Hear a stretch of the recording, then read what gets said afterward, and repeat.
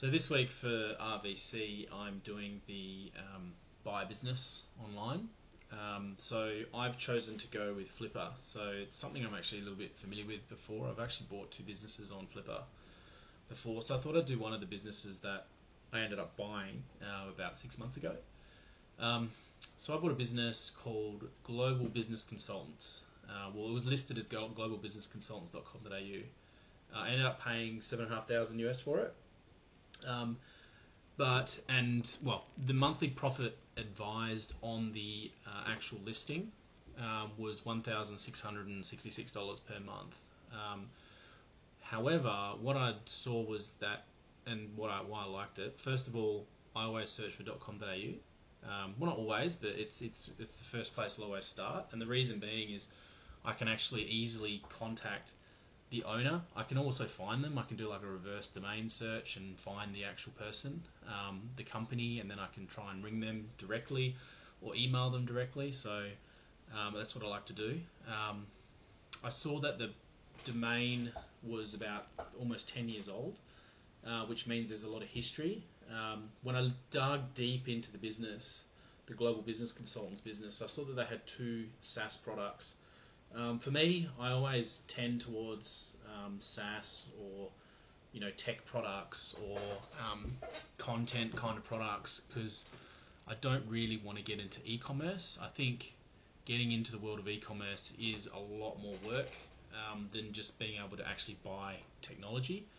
And I guess with my skills that I have around marketing, I'm much more capable of building up a business via marketing, email marketing, advertising, building new websites, cleaning up branding, all that kind of stuff. So that's kind of what I look for opportunities on Flipper for.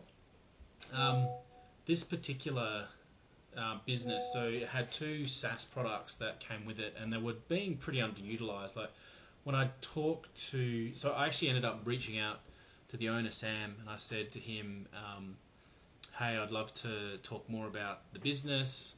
Tell me about the different subscribers that you've got. So he had a database of about 5,000 people that had signed up for this one product called StratPlan, which is like a strategic planning software, marketing planning software, which I think is really cool. And I'm in that industry, and I've seen a lot of the different products out there are really expensive. His was really inexpensive, and it was actually a really good product.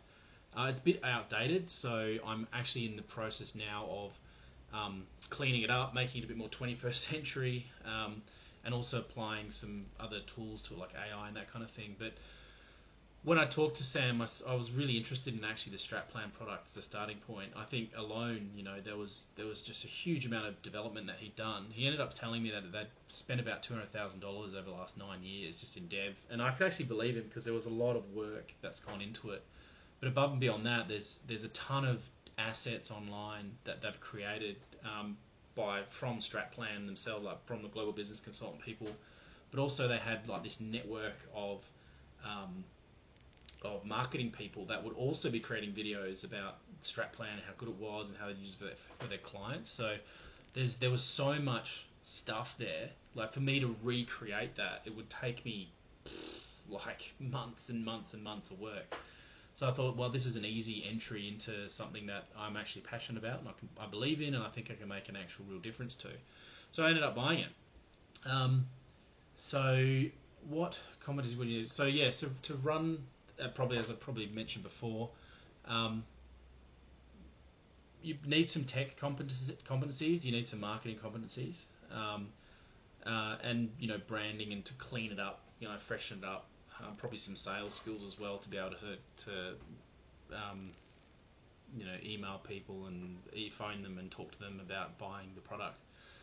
But yeah, so that's something that's really passionate. I'm very confident in the marketing and on the soft tech stuff, like building websites, WordPress things, the branding I'm pretty good at, using Canva and all like latest tools. Using AI to kind of redo up like marketing campaigns using the existing customer list and that kind of thing. I've outsourced to a friend of mine the tech, so they're going to rejig all the tech for it.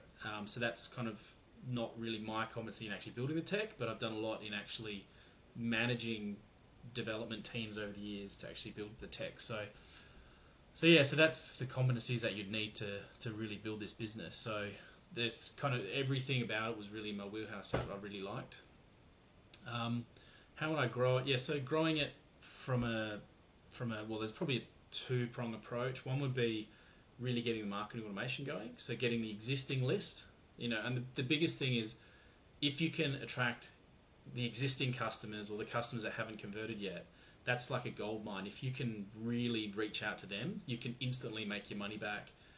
With an email list of 5,000 subscribers that they have, there's you need a very small conversion rate to get people back, get them on free trials, give them different offers to get them back, as well as if we're saying, hey, you're obviously interested in it once, we would be love to get you back. We've got like this new version coming out, version 2, it's all fandangled new. We're adding some new AI tools. Also, we've got different levels of support, other things. So there's a huge amount of things that we can do. So that would be the one thing on the first prong. The other one would be setting up targeted marketing campaigns. And the other good thing about having that email list, existing customer list that was interested, is that we can use that to train, say, Facebook or Google with custom audiences to then say, give us more people that look like this. So it's not, the email list, I always say it's absolute gold. It is, and the reason being, it's not just for being able to send emails to people, but it's also for being able to train the advertising systems to then be able to say, I like these types of customers, get me more of those. So that's why I ended up buying StratPlan or buying Global Business Consultants. The other cool thing about it as well is GBC, Global Business Consultants, has another product called Ansol, which is like a marketing automation software. That one looks interesting. They were kind of getting close to launching it. It actually has quite a lot of value as well, but it needs, technically, I think it needs a lot more cleanup. So that'll almost be like a phase 2. The cool thing is as well, and the thing I like with an existing product, that already the thinking's done around, how the SaaS product hangs together. The problem with, starting fresh from development with a new idea is you've got to sit there and you've got to tell the devs exactly, okay, I want this button there, this thing there, blah, blah, blah. Whereas if you've got an existing product, you can say, hey, I need to clean this up. They've already got a template to start with, so even the development cycle is much, much faster and much easier because you don't have to be as involved to be able to, upgrade and redevelop and these types of things. So there's another product apart from StratPlan called Ansol, which that's phase 2 for me. I'll have a look at that. Also, there's the Global Business Consultants website, which already has really good domain authority. So what I'll be doing is I've already bought a new domain, stratplan.co. I'm going to be getting the link juice out of Global Business Consultants. I'm going to be pushing it into StratPlan, the new domain, because I want StratPlan to be like a standalone product. So I'm kind of like ripping the guts out of the business, but also keeping those existing assets and kind of putting them, in a bit more strategically aligned kind of positions. So that's that was my journey with StratPlan.